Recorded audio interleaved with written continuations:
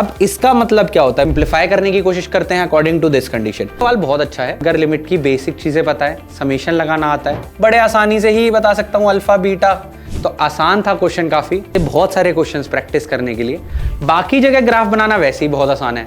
तो हमने एक्चुअल में इन दोनों फंक्शंस को एनालाइज करने की कोशिश की है अच्छे से, और जिससे मुझे बहुत कुछ पता लग गया है। तो जेई क्रैक करने के लिए क्या चाहिए? Practice practice practice. जेई के अनलिमिटेड क्वेश्चंस की practice practice practice.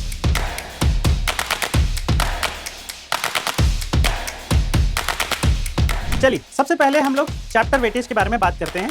So will be starting with the trend analysis. तो आज मैं पूरा का पूरा जो पेपर है वो आपके साथ डिस्कस करूंगा। आप चैट में मेरे साथ बने रहिए, और जो भी आपका क्वेरी है I will be taking that query as well. बहुत ही इंपॉर्टेंट चैप्टर है जेई के पॉइंट ऑफ व्यू से।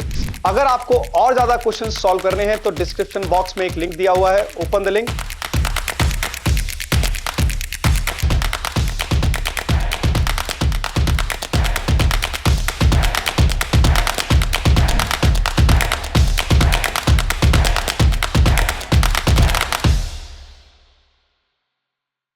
तो मेरा नाम है चंद्रकांत सिंह राघव, और आज हमारे डिस्कशन का टॉपिक है लिमिट्स, कंटिन्यूटी एंड डिफरेंशिएबिलिटी। तो आपको पता है बच्चों, ये डिफरेंशियल कैलकुलस का बहुत वाइटल पार्ट है, और इससे ढेर सारे क्वेश्चंस पूछे जाते हैं। और ऐसे और सारे क्वेश्चंस प्रैक्टिस करने के लिए ओपन टेस्ट का लिंक डिस्क्रिप्शन में गिवन है, जिस पे आप क्लिक करके ऐसे बहुत सारे क्वेश्चंस अटेम्प्ट कर सकते हैं। ठीक है, तो हम सबसे पहले देखते हैं कि इसकी चैप्टर वाइज वेटेज कितनी बनती है, अलग अलग ईयर वाइज। तो 2021 में आप देखोगे कि 35 क्वेश्चंस पूछे गए थे, 2022 में 27, 2023 में 27, 2024 में 27 और 2025 में 23। तो आप देखोगे कि हर एक सेशन वाइज भी इसकी इंपॉर्टेंस बहुत है।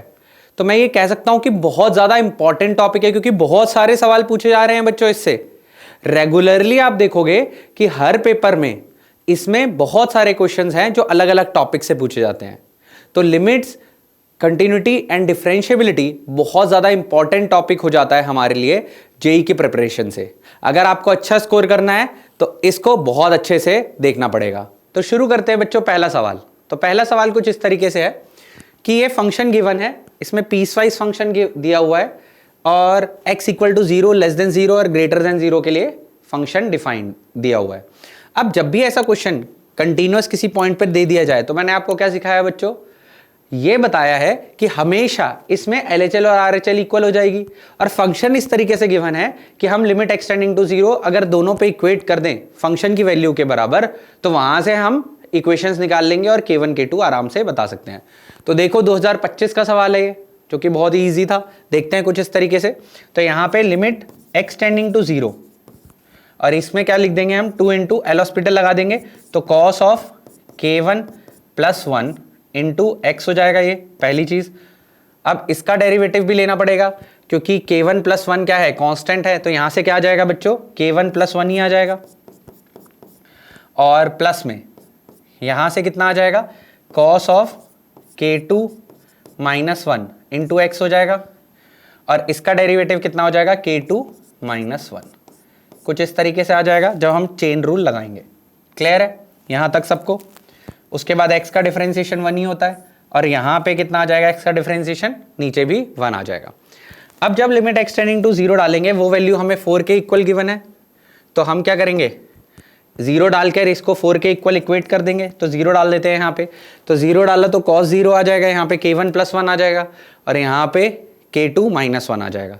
तो क्या आपको नहीं लगता ये K1 - 1 और +1 कैंसिल हो जाएगा?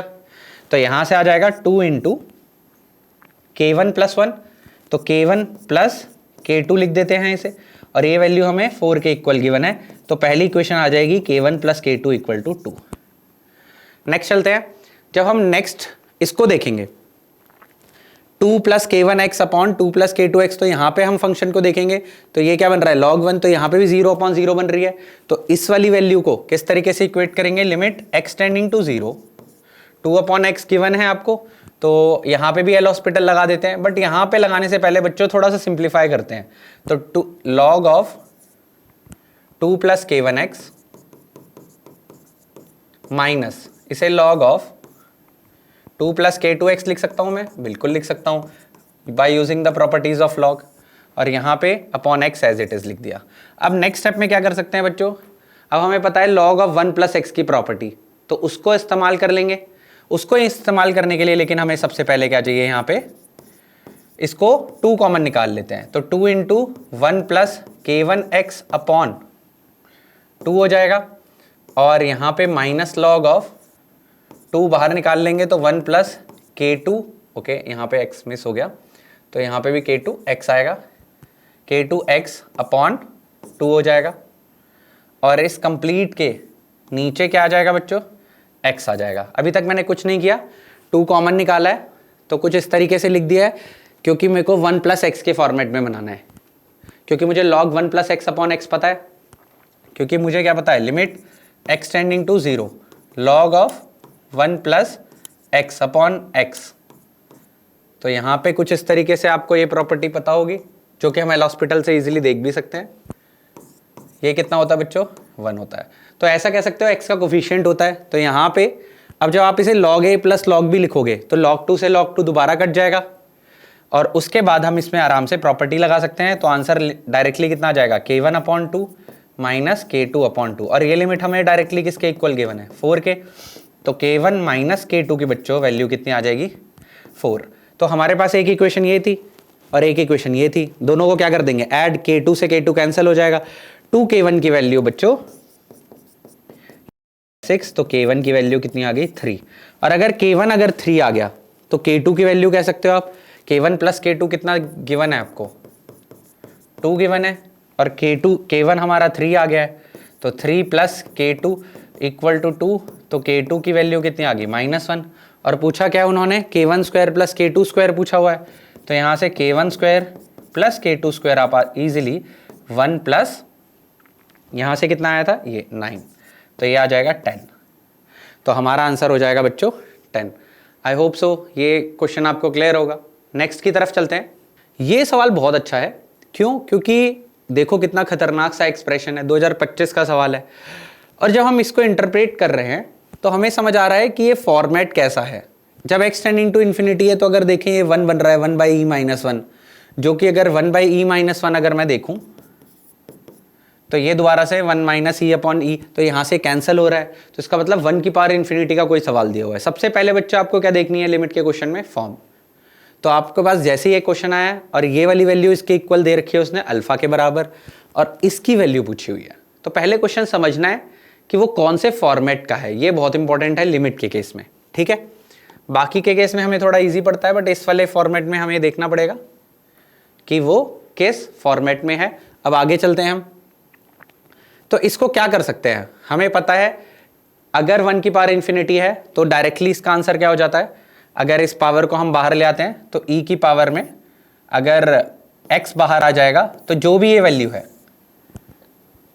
अगर सपोज ये k है तो k -1, तो इस तरीके से आ जाता है हमारे पास। यही क्या हो जाता है, इस पूरे की लिमिट का आंसर हो जाता है।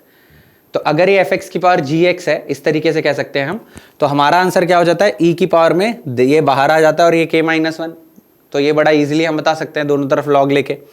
अब बच्चों मैं क्या करने जा रहा हूं कि ये एक्सप्रेशन e की पावर में हमेशा थोड़ा खतरनाक सा रहेगा, तो मैं जो भी ये e की पावर में है इस वाली वैल्यू को कुछ एज्यूम कर लेते हैं m, ऐसा कर सकते हैं हम।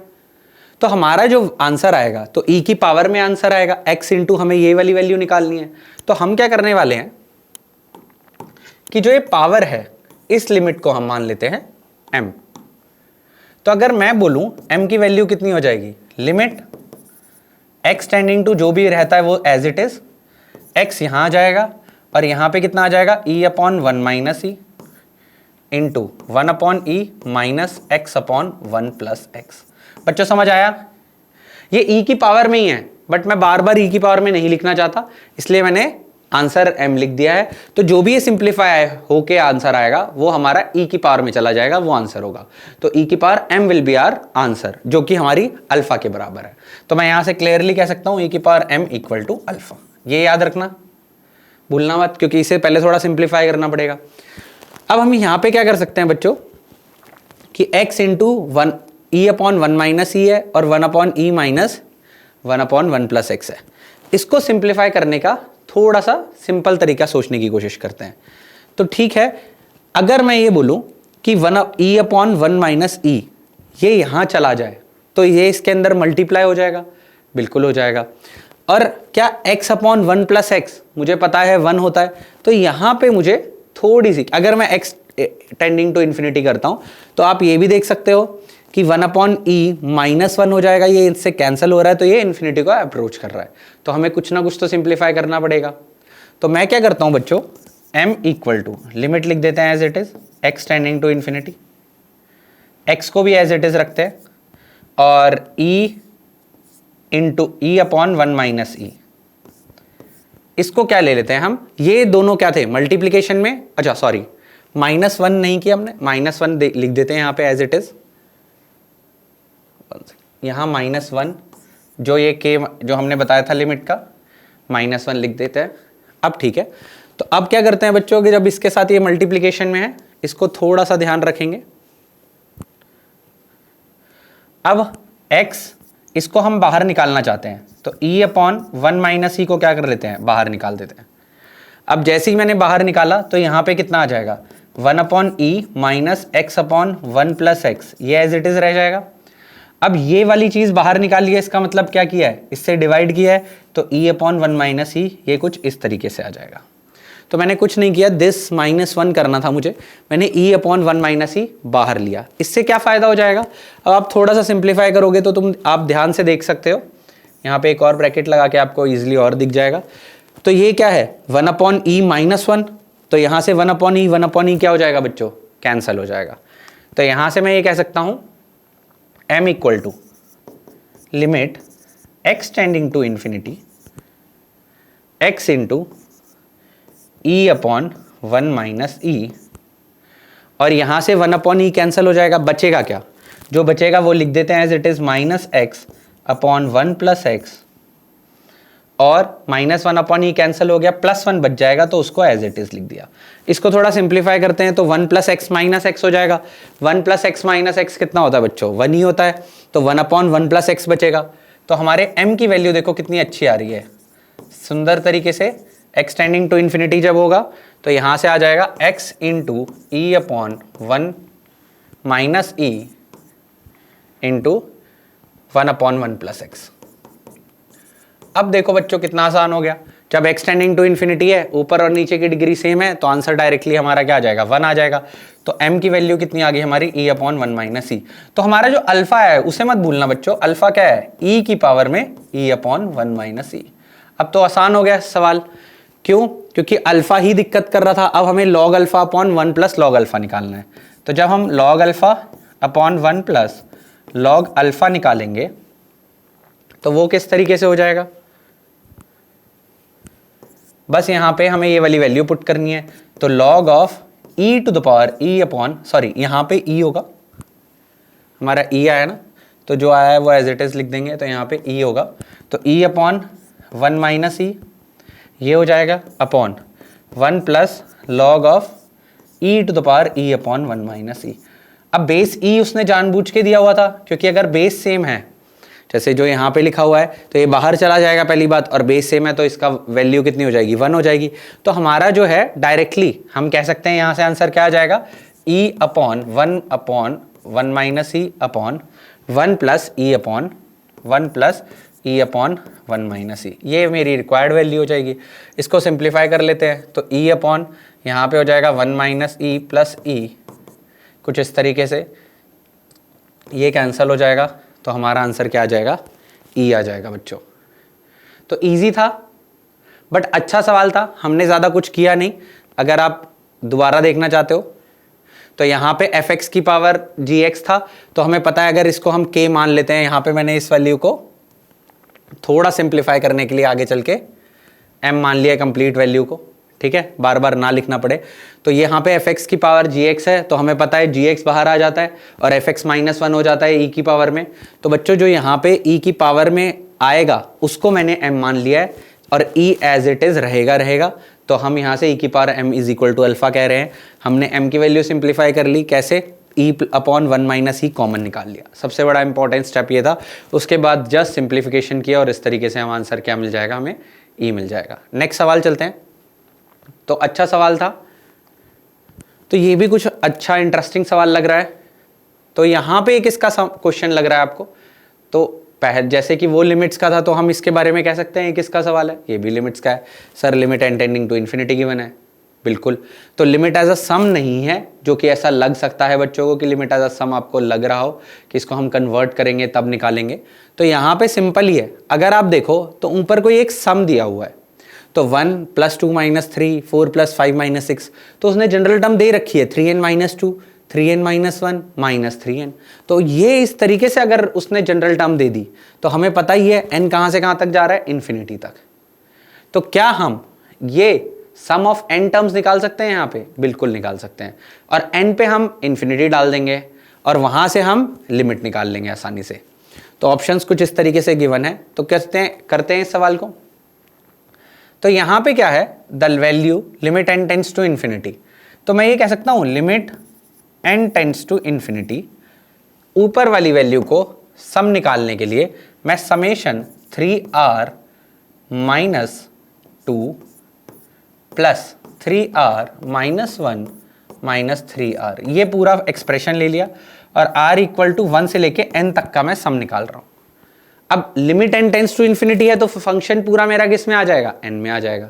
तो हमें पता है सीक्वेंस एंड सीरीज चैप्टर से कि हमेशा हम जनरल टर्म पे समेशन लगा देते हैं और सम ऑफ n टर्म्स आ जाता है, और उस सम ऑफ n टर्म्स को हम यहाँ पे लिमिट के फॉर्म में यूज कर लेंगे।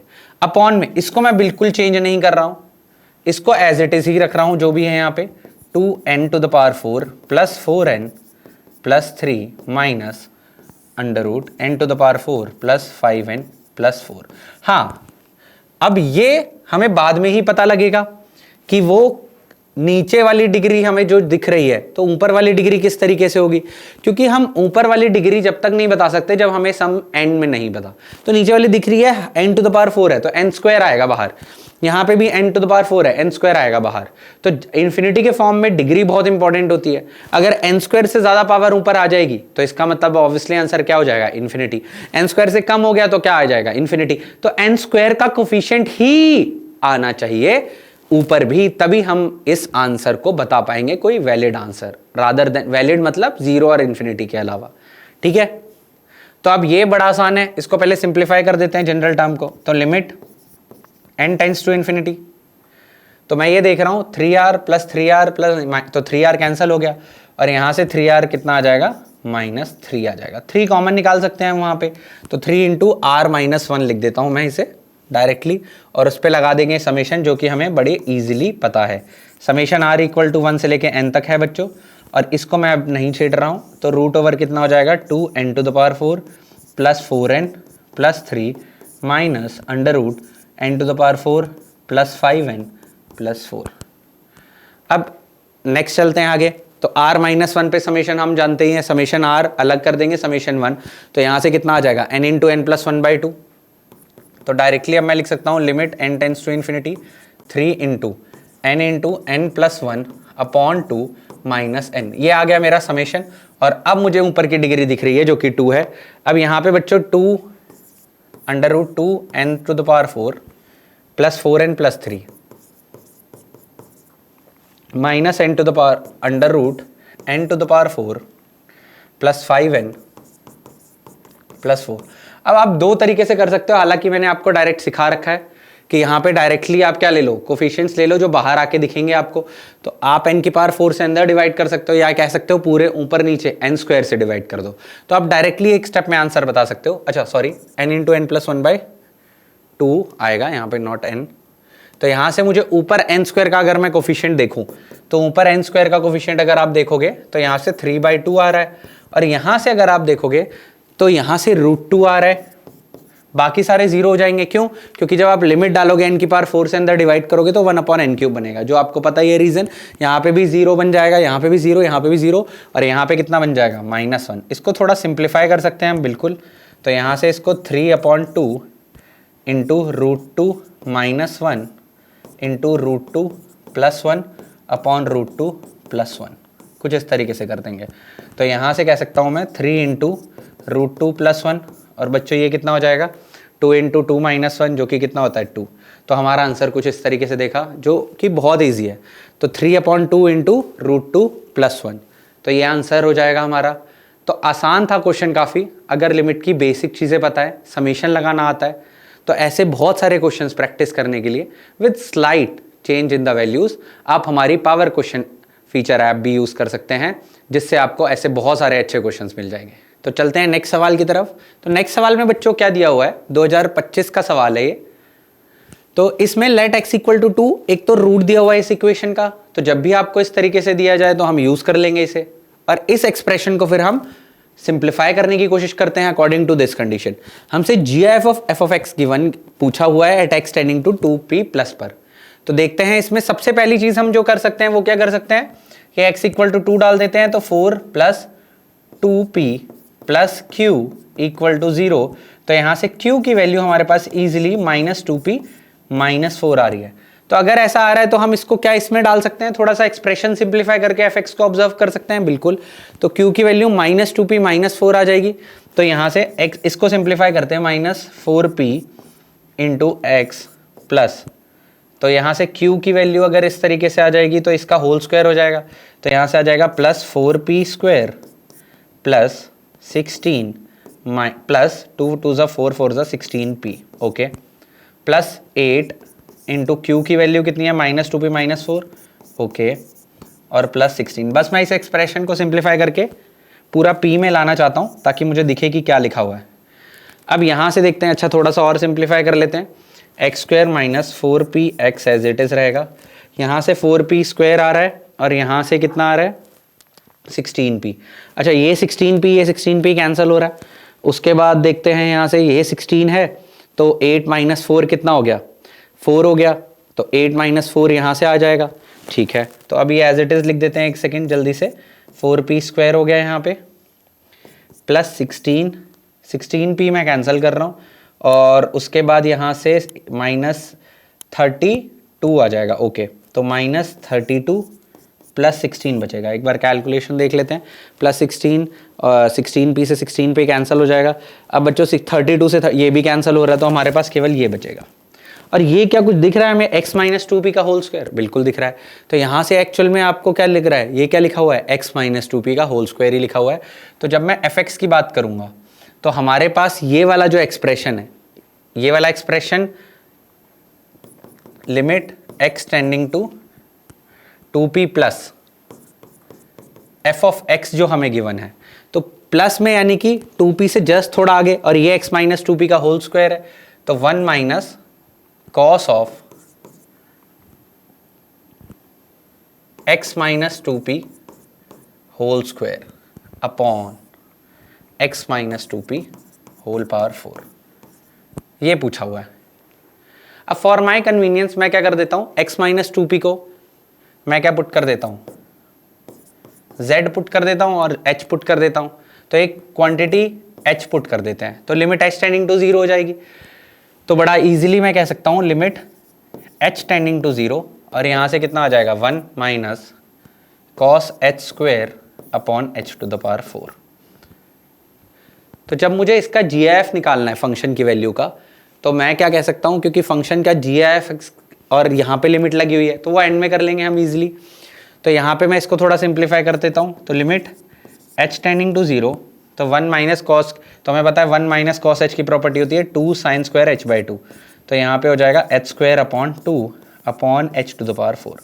क्या मैं इसको और फर्दर सिंप्लीफाई कर सकता हूँ? हाँ, तो इसको मैं बच्चों कुछ इस तरीके से लिख लेता हूँ, limit h tending to 0 2 into sine h square upon 2 upon, अब मैं नीचे इसे क्या लिखना चाहता हूँ, h स्क्वायर बाई 2 का होल स्क्वायर, क्योंकि यहाँ पावर में स्क्वायर है, तो मैं क्या लिख सकता हूँ h स्क्वायर अपॉन 2।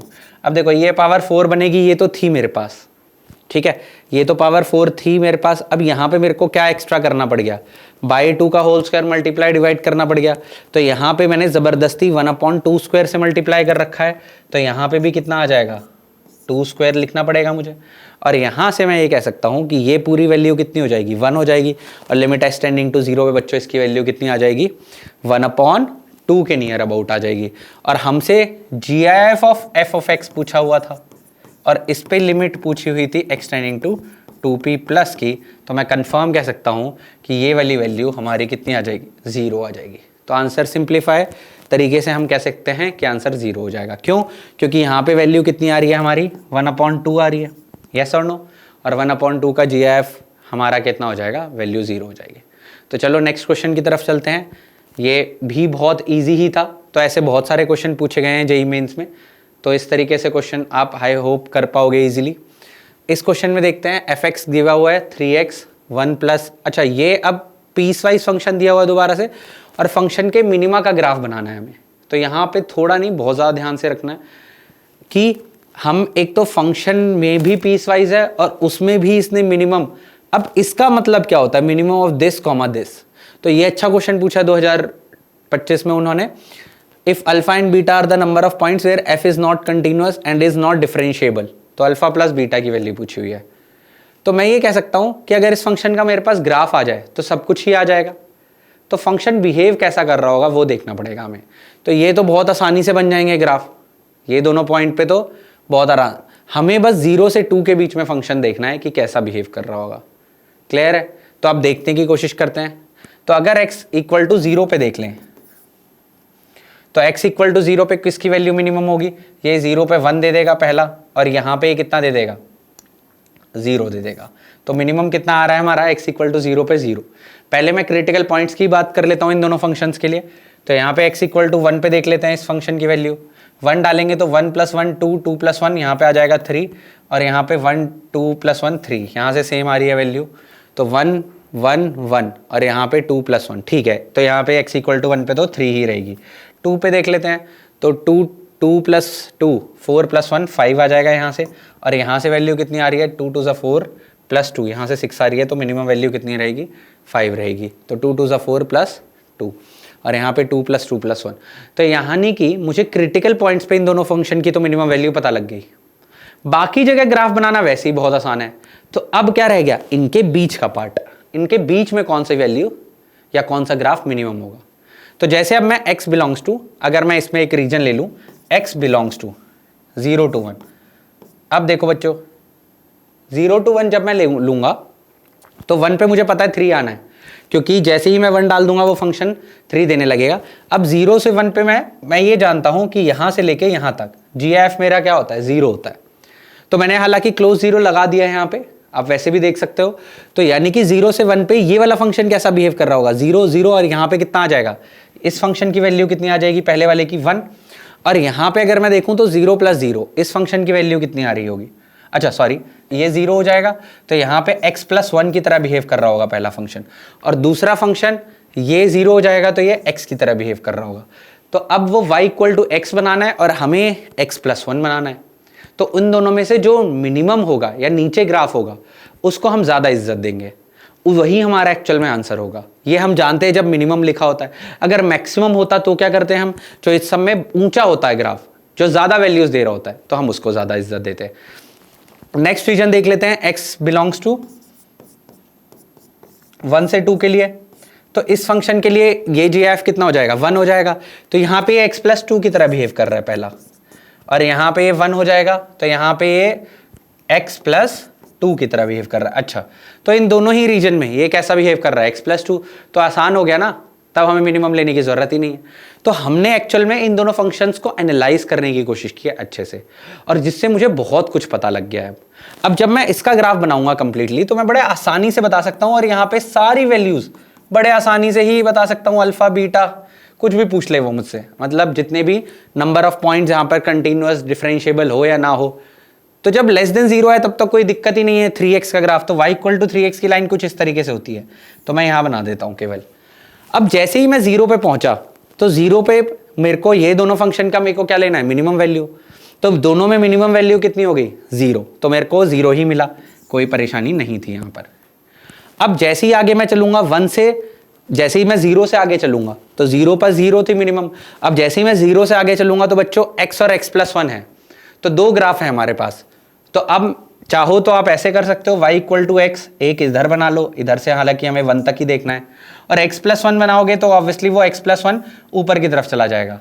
तो हमें दिख रहा है जो हमें मिनिमम वैल्यू लेनी है, तो ये वाला ग्राफ मुझे नीचे की तरफ दिखेगा अगर मैं इन दोनों में बात करूं, क्योंकि दोनों का स्लोप भी हमारे पास कितना होगा y = x और इसका तो दोनों का ही स्लोप भी बराबर है 1, यानी कि 45 डिग्री की लाइन होगी।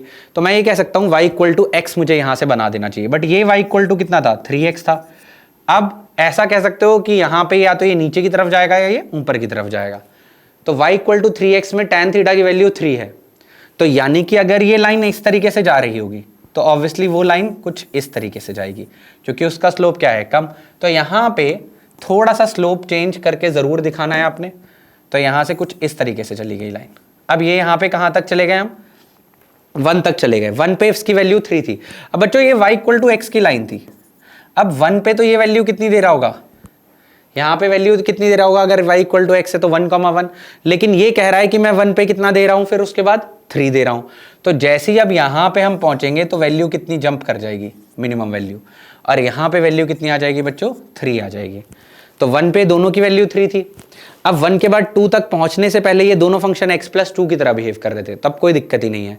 तो यहाँ से अब हम x प्लस 2 की लाइन बना देंगे। तो वैल्यू 1 पे, अब ध्यान से सुनेंगे यहाँ पे भी थोड़ा ध्यान से, तो x प्लस 2 की जो लाइन होती है, जब वो फंक्शन मुझे पता है x प्लस 2 की तरह बिहेव कर रहा है, तो 0 पे वैल्यू उसकी कितनी हो गई, 2 हो गई, 0,2 से पास कर रही होगी, और वो लाइन कुछ ऐसे जा रही होगी, और यहाँ पे कहीं पे 1 होगा। तो 1 पे वैल्यू अगर x प्लस 2 की बात करूँ मैं, तो यहाँ पे वैल्यू कितनी आ जाएगी, 3 ही आ जाएगी। तो 1 प्लस 2 कितना हो गया, 3, तो यानी कि 1,3 आ जाएगा। तो यानी कि यहीं से ग्राफ चल रहा होगा आगे की तरफ। तो यहीं से ग्राफ आगे की तरफ चला देते हैं। यहाँ पे अच्छा 1,1 था, तो यहाँ पे 1 लिख देता हूँ, और यहाँ पे आगे की तरफ चलना शुरू किया, और यहाँ पे कहीं पे अब 2 आ रहा होगा। अब जैसे ही हम 2 पे जाएंगे तो यहाँ पे मिनिमम वैल्यू 5 है, तो वो 5 की तरफ जाएगा। लेकिन अगर मैं इस x प्लस 2 में डालूँ, क्योंकि हमारे को पता है ये y equal to X plus 2 की लाइन है, ठीक है, तो अगर इसमें मैं 1 से आगे की तरफ जा रहा हूँ तो 2 प्लस 2 4 आना चाहिए। तो यहाँ पे पहुँचना तो उसे 4 तक चाहिए था, लेकिन वो पहुंचेगा 4 तक नहीं बच्चों, वो कहाँ चला जाएगा, आगे चला जाएगा, बिल्कुल आगे चला जाएगा। तो वहाँ पे, यहाँ पे ये अगर वैल्यू है यहाँ पे, और यहाँ पे ये वैल्यू, तो ये वाले वैल्यू पे क्या हो जाएगा, ओपन सर्कल, क्योंकि वहाँ पे वो वैल्यू दोबारा क्या दिखाने लगा, 5 दिखाने लगा। ठीक है, अब वो उसने बोला है कि वो 5 है उसके आगे, तो कोई दिक्कत ही नहीं है, तो यानी कि इसका मतलब एक स्ट्रेट लाइन आएगी। तो मैं यहाँ से कंप्लीट ग्राफ कुछ इस तरीके से देख पाऊंगा। स्लोप में कोई दिक्कत नहीं है, ये अलग अलग लाइन से मैंने बता दिया आपको। अब यहाँ पे नॉन कंटिन्यूटी की बात करूँ मैं, तो मुझे दिख ही रहा है 1 और 2 पे दोनों पे दिक्कत है। तो यानी कि देयर आर टू पॉइंट्स जहाँ पे फंक्शन को दिक्कत है, जहाँ पे वो कंटिन्यूअस नहीं है। और उसने क्या पूछा था, अगर उन वाले पॉइंट्स को उसने क्या बोल दिया था, अल्फा क्या बोला था, जहाँ पर वो कंटिन्यूअस नहीं है, और बीटा जहाँ पर वो डिफरेंशिएबल नहीं है। तो कंटिन्यूअस नहीं है तो डिफरेंशिएबल होगा ही नहीं। बट वो फंक्शन को यहाँ पे भी क्या दिक्कत होगी, अलग अलग जाएगा वो 0 प्लस और 0 माइनस पे। इसका स्लोप मुझे दिख ही रहा है कि यहाँ पर वो इस तरीके से आ रहा था और उसके बाद वो नीचे की तरफ चला जाएगा। तो यहाँ पे हम ये डेफिनेटली कह सकते हैं, इस तरीके से भी और अलग तरीके से भी, क्योंकि यहाँ पे y इक्वल टू एक्स है और यहाँ पे y इक्वल टू 3x है, तो 1 और 3 डिफरेंशिएट करने के बाद अलग अलग स्लोप नजर आएंगे। तो 0 पे इसे दिक्कत हो जाएगी। तो मैं ये कह सकता हूँ कि अल्फा की वैल्यू कितनी हो जाएगी बच्चों, हमारी 2 हो जाएगी, और बीटा की वैल्यू कितनी हो जाएगी, 3 हो जाएगी। तो अल्फा 2 और बीटा 3 के बाद हम अल्फा प्लस बीटा की वैल्यू हम आराम से कह सकते हैं कि वो वैल्यू कितनी आ जाएगी, 5 आ जाएगी। सो देयर आर 5 पॉइंट जहाँ पे हमारे को दिक्कत हो रही है, अल्फा और बीटा मतलब वैल्यूज आ रही हैं। तो दिक्कत मतलब कंटिन्यूअस और डिफरेंशिएबल, कंटिन्यूअस 2 पे नहीं है, डिफरेंशिएबल 3 पे नहीं है। तो फाइनली आंसर हो जाएगा 5।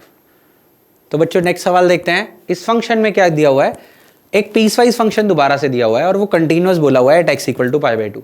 तो हमें ऑलरेडी पता है कि अगर फंक्शन कहीं पे भी अगर कंटिन्यूअस दे दिया जाता है दोबारा से, तो हम आसानी से कह सकते हैं कि फंक्शन की जो लिमिट है LHL और RHL बराबर रहेगी, और वो कंटिन्यूअस है π/2 पे, तो वो वैल्यू π/2 के भी बराबर रहेगी। तो हम आसानी से इस फंक्शन को निकाल सकते हैं, इस फंक्शन में अननोन वैल्यूज को निकाल सकते हैं। तो सबसे पहले मुझे दिख ही रहा है कि ये सारा कंप्लीट फंक्शन गिवन है।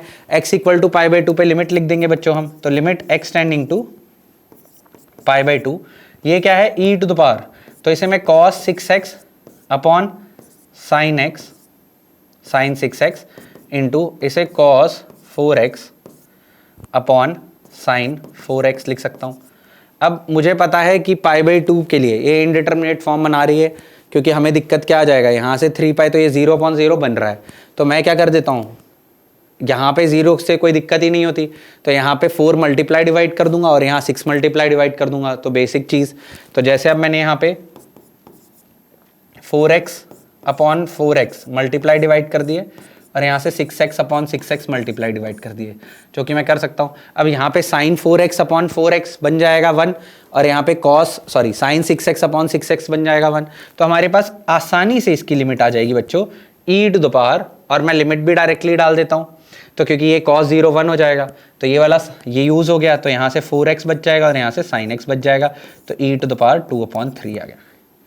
अब यही e टू द पावर 2/3 हमारा क्या होगा बच्चों, म्यू होगा, तो मेरे म्यू की वैल्यू आ गई डायरेक्टली। अब बचा क्या है यहाँ पे, लैम्डा, क्योंकि जो गिवन एक्सप्रेशन, जो अजीब सा ही एक्सप्रेशन दिया हुआ है इन्होंने, और इसमें हमें लैम्डा और म्यू की वैल्यू के बाद फंक्शन की वैल्यू बतानी है। तो अगर हमारे पास लैम्डा और म्यू आ जाए तो आसानी से बता सकते हैं।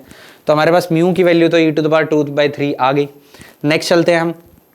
नेक्स्ट ये मुझे दिख रहा है कि अगर मैं देखूं तो π/2 डालने पे 0 और 1 टू द पावर इन्फिनिटी बन रहा है, तो आप यहाँ पे π/2 माइनस h डाल दो, मॉड है हालांकि फर्क नहीं पड़ेगा। तो यहाँ जब π/2 माइनस h डालोगे तो यहाँ पे कितना आ जाएगा, 1 प्लस साइन h आ जाएगा। तो मुझे दिख रहा है बच्चों ये 1 to the power infinity type function है, तो 1 टू द पावर इन्फिनिटी का मुझे पता है e की पावर में आंसर हो जाता है। तो इसको मैं क्या कह सकता हूँ, लिमिट एक्सटेंडिंग टू दोबारा से π/2 कर दो और ये वाली चीज़ बाहर आ जाएगी, तो lambda upon mod cos x बाहर आ जाएगा और यहाँ से आ जाएगा इंटू 1 प्लस, तो ये कैंसिल हो जाएगा, तो यहाँ से आ जाएगा मॉड cos x। तो ये और आसान है, तो यहाँ पे तो ज़रूरत ही नहीं पड़ी हमें कि यहाँ पे 1 टू द पावर इन्फिनिटी है, और अगर हमें पता है कि fx to the power gx है और लिमिट एक्सटेंडिंग टू कुछ भी ये वैल्यू है और ये 1 टू द पावर इन्फिनिटी है, तो ऑब्वियसली ये बाहर आ जाएगा। तो हमारा आंसर कितना हो जाता है, 1 टू द पावर इन्फिनिटी में e की पावर में gx बाहर आ जाता है बच्चों, और f ऑफ x माइनस 1, जो कि हमने पहले भी यूज़ किया है अभी जस्ट आज और इसी सेशन में। तो इसी तरीके से, और लिमिट सेम रह जाती है यहाँ पे, जो भी लिमिट है आपकी, तो इस लिमिट को हम बिल्कुल भी टच नहीं करेंगे। तो इससे कितना आसान हो गया हमारे लिए, एक्सटेंडिंग टू a। तो इसी फॉर्मेट में ये सब कुछ किसकी पावर में चला जाएगा, e की पावर में चला जाएगा। तो e की पावर में डायरेक्टली हमारे पास यहाँ से कितना आ रहा है, e की पावर में लैम्डा आंसर आ रहा है, क्योंकि मॉड cos x से मॉड cos x कट जाएगा और लिमिट के लिए हमारे पास कुछ है नहीं डालने के लिए। अब मैं यही वैल्यू कह सकता हूँ, ये e की पावर लैम्डा किसके बराबर है बच्चों, e की पावर 2/3 के। तो यहाँ से मेरे लैम्डा की वैल्यू भी आ गई 2/3 ईजिली, और लैम्डा अगर 2/3 आ गया तो ये एक्सप्रेशन निकाल सकते हैं हम बहुत आसानी से। तो 9 इंटू, पहले तो अब इसकी वैल्यू देखते हैं कितनी आ रही है, जल्दी से देखते हैं इस फंक्शन की वैल्यू।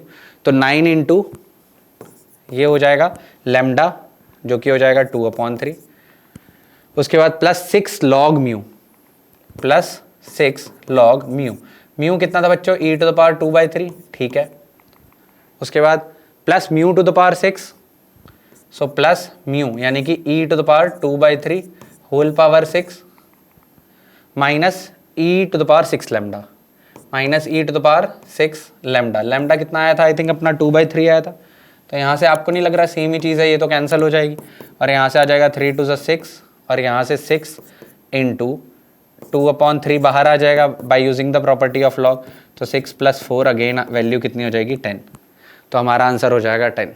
तो अगेन वेरी इजी क्वेश्चन, अगर थोड़ा तरीके से किया जाता तो बहुत आसानी से हम जल्दी आंसर निकाल सकते हैं, विद इन टाइम आंसर निकाल सकते हैं। तो 2023 का इजी ही सवाल बोलूँगा मैं इसे। तो नेक्स्ट सवाल देखते हैं। नेक्स्ट सवाल में क्या है कि log of 1 + 5x minus log of 1 - alpha x upon x दिया हुआ है, लिमिट एक्सटेंडिंग टू 0 हमें देखनी होगी। क्यों, क्योंकि x नॉट इक्वल टू 0 पे फंक्शन इस तरीके से डिफाइंड है और x इक्वल टू 0 पे फंक्शन की वैल्यू 10 गिवन है। तो बहुत ही आसान सवाल है, बड़े आसानी से हम कह सकते हैं।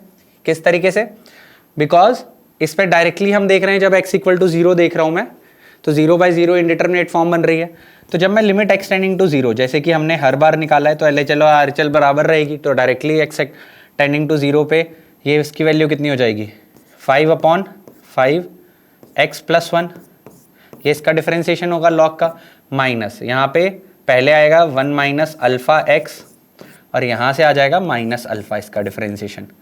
अब लिमिट एक्सटेंडिंग टू पे 0 पे वैल्यू कितनी गिवन है, 10 गिवन है।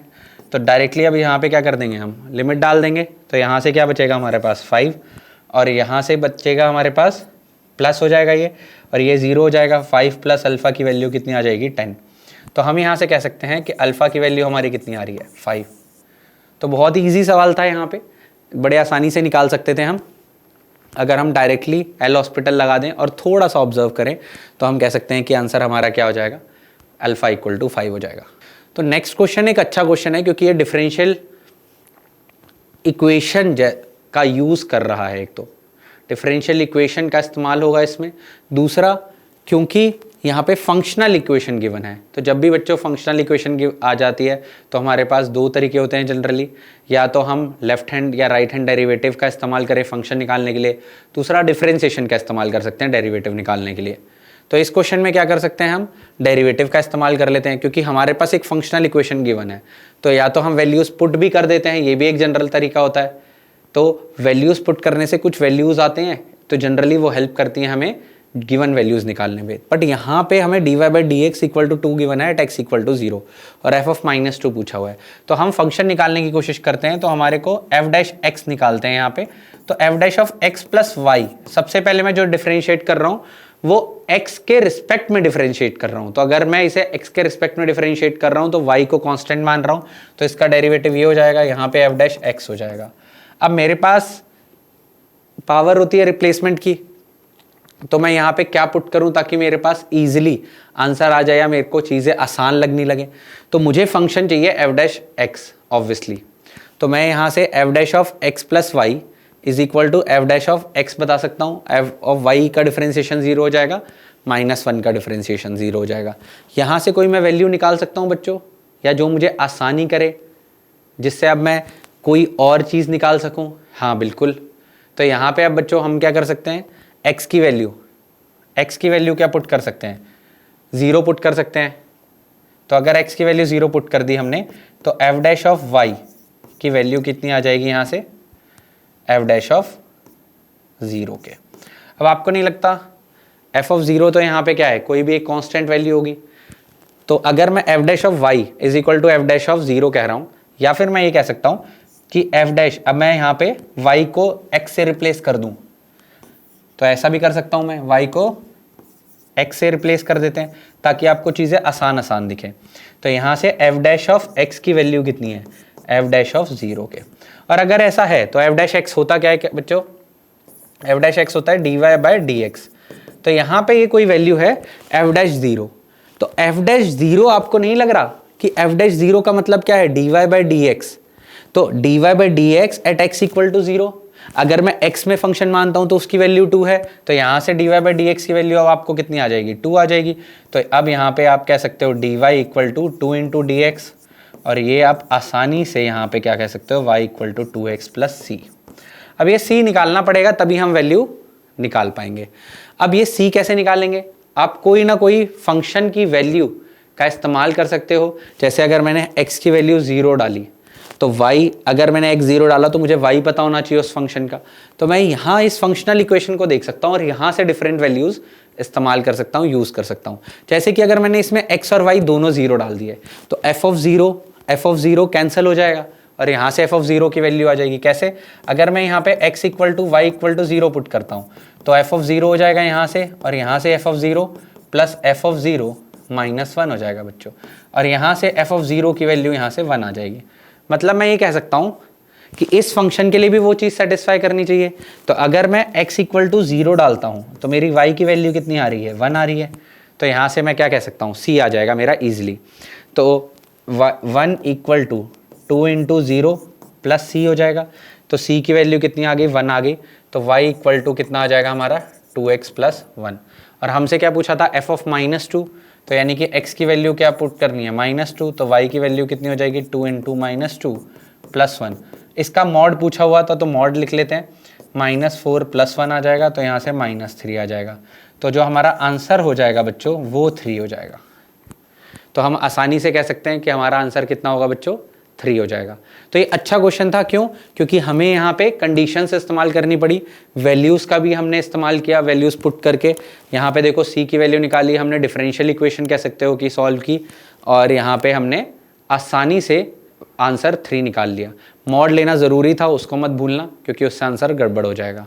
तो ऐसे अगर और भी बहुत सारे क्वेश्चंस आप करना चाहते हो, सिमिलर टाइप ऑफ क्वेश्चंस जहाँ पे वैल्यूज़ डिफरेंट हो, आपको नए फंक्शंस जनरेट करने पड़े, तो आप हमारी पावर क्वेश्चन ऐप यूज़ कर सकते हो, जिससे आपको बहुत अच्छी प्रैक्टिस मिलेगी। ओके, तो चलते हैं हम अगले लास्ट क्वेश्चन की तरफ। तो इस क्वेश्चन में क्या गिवन है, F such that R to R, तो फंक्शन का डोमेन भी आर है और कोडोमेन भी आर है। पहली चीज़ तो मैंने ये देखी। उसके बाद फंक्शन गिवन है कंटिन्यूअस, और फंक्शन अगर कंटिन्यूअस है तो मुझे पता है जहाँ पे वो फंक्शन ब्रेक कर रहा होगा वहाँ पे लिमिट बराबर होगी। तो ये बड़ी एक इंपॉर्टेंट और अच्छी बात है जिसको मैं यूज़ कर सकता हूँ। तो यहाँ पे मैं सबसे आसानी से क्या यूज़ कर सकता हूँ, ये दोनों इक्वेशंस को, और फिर उसके बाद मुझे c की वैल्यू पता लग जाएगी। सिमिलरली फिर मैं 0 पे फंक्शन को ऑब्जर्व करूँगा तो वहाँ से मुझे b और a की वैल्यू भी मिल सकती है। और नेक्स्ट उसने पूछा है जब हमें फंक्शन मिल जाएगा तो m plus a plus b plus c पूछा है, तो m number of points of जहाँ पे नॉन डिफरेंशिएबिलिटी है। तो मैं ये कह सकता हूँ कि जब मुझे फंक्शन पता लग जाएगा तो फंक्शन का डेरिवेटिव भी मैं ऑब्जर्व कर सकता हूँ। तो चलो शुरू करते हैं। सबसे पहले 1 पे फंक्शन देखते हैं। तो यहाँ पे 1 plus c plus 2 equal to 2 plus 1 हो जाएगा बच्चों। तो यहाँ से c की वैल्यू कितनी आ रही है, 0 दिख गई मुझे c की वैल्यू। अब सिमिलरली फंक्शन की वैल्यू 0 पर 0 माइनस और 0 प्लस और 0 पे सेम रहेगी। तो मैं यहाँ पे कह सकता हूँ 0 डालने पे ये 2 आ रहा है, और यही वैल्यू किसके बराबर हो जाएगी, limit x tending to 0 a minus B cos 2x upon X square.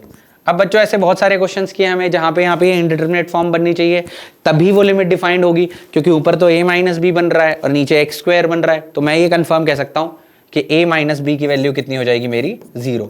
तो यहाँ से a इक्वल टू बी भी हमें पता लग गया। नेक्स्ट चलते हैं। तो हम इसको सिंप्लीफाई करने के लिए क्या कर सकते हैं, यहाँ पे एल हॉस्पिटल रूल लगा सकते हैं। एल हॉस्पिटल से हमें इजीली दिख जाएगा कि इसकी वैल्यू क्या है। क्यों, क्योंकि यहाँ से 2 equal to limit x tending to 0, यहाँ से a माइनस, तो a का 0 हो जाएगा minus b into minus sine 2x into 2 upon, और यहाँ पे हो जाएगा 2x। ठीक है, अब यहाँ पे आप देखो तो ये वाली लिमिट 1 होती है, डायरेक्टली मैं ये कह सकता हूँ। तो ये लिमिट 1 हो जाएगी और यहाँ से कितना आ जाएगा, 2b इक्वल टू 2, जहाँ से b की वैल्यू कितनी आ जाएगी, 1। तो बच्चों a equal to b equal to 1 आ गया और c 0 आ गया। अब हम यहाँ से m को भी ईजिली ऑब्जर्व कर सकते हैं। m को कैसे ईजिली ऑब्जर्व कर सकते हैं, क्योंकि हमारे पास फंक्शन आ गया बच्चों। तो फंक्शन अगर मैं देखूँ तो f ऑफ x को अगर मैं सिंप्लीफाई करके लिखता हूँ तो a माइनस b, a और b हमारे 1 1 आए हैं, तो 1 minus cos 2x upon X square, इस तरीके से दिखेगा पहला फंक्शन। उसके बाद नेक्स्ट में है एक्स स्क्वायर प्लस सी एक्स, तो एक्स स्क्वायर प्लस 2 हो जाएगा डायरेक्टली, और लास्ट हो जाएगा 2x प्लस 1। ठीक है, यहाँ पे x लेस देन 0 के लिए x greater than equal to 0, less than equal to 1 और x ग्रेटर देन 1। तो इसका अगर आप डेरिवेटिव चेक करोगे यहाँ से 2x आ जाएगा और यहाँ से 2 आ जाएगा। तो 2x अगर 1 पे चेक करोगे तो 2 आ रही है और इसकी वैल्यू कितनी आ रही है, 2 आ रही है। तो यहाँ से तो मुझे डायरेक्टली दिख रहा है कि 1 पे डेरिवेटिव बराबर होगा। तो m यहाँ पे क्या वैल्यू 0 दिख रही है अभी तो मुझे, और यहाँ पे भी अगर मैं देखूंगा तो 0 प्लस और 0 माइनस पे, तो 0 प्लस पे इस ऑब्वियसली 2x आ जाएगी यहाँ पे, तो यहाँ पे इसका डेरिवेटिव कितना आ जाएगा, 0 ही आ जाएगा। अब आप बच्चों यहाँ पे LHD निकाल सकते हो, लेफ्ट हैंड डेरिवेटिव। तो इस पॉइंट पर जब आप डेरिवेटिव देखोगे तो यहाँ पे इस फंक्शन का जो डेरिवेटिव है वो भी उसकी वैल्यू कितनी आ जाएगी, 0 ही आ जाएगी। तो जब इसका लेफ्ट हैंड डेरिवेटिव भी मेरा यहाँ पर इस पॉइंट पर 0 आ रहा है एट x इक्वल टू 0, तो मैं कंफर्म कह सकता हूँ बच्चों। तो यहाँ पे जब हमने LHD निकाल लिया एट x इक्वल टू 0, तो उसकी वैल्यू भी हम क्या कह रहे हैं कि LHD की वैल्यू जो आ रही है वो 0 आ रही है एट x इक्वल टू 0। और अगर हमारे m की वैल्यू 0 आ जाएगी तो हम क्लियरली कह सकते हैं कि m plus a plus b plus c जो हो जाएगा बच्चों वो कितना हो जाएगा, ये 1 था, ये 1 था, ये 0, तो यहाँ पे वैल्यू कितनी आ जाएगी अपनी, 2 आ जाएगी। तो हम आंसर क्या कह सकते हैं, यहाँ से 2 होगा। So thank you very much, I hope you enjoyed the session. तो आपको बहुत मज़ा आया होगा। ओके, सो ऐसे ही बहुत सारे क्वेश्चंस प्रैक्टिस करने के लिए ओपन टेस्ट का लिंक आपके डिस्क्रिप्शन में है, इसको क्लिक करिए और बहुत सारे ऐसे क्वेश्चंस की प्रैक्टिस कीजिए। ओके, और subscribe to the JEE channel. Thank you so much.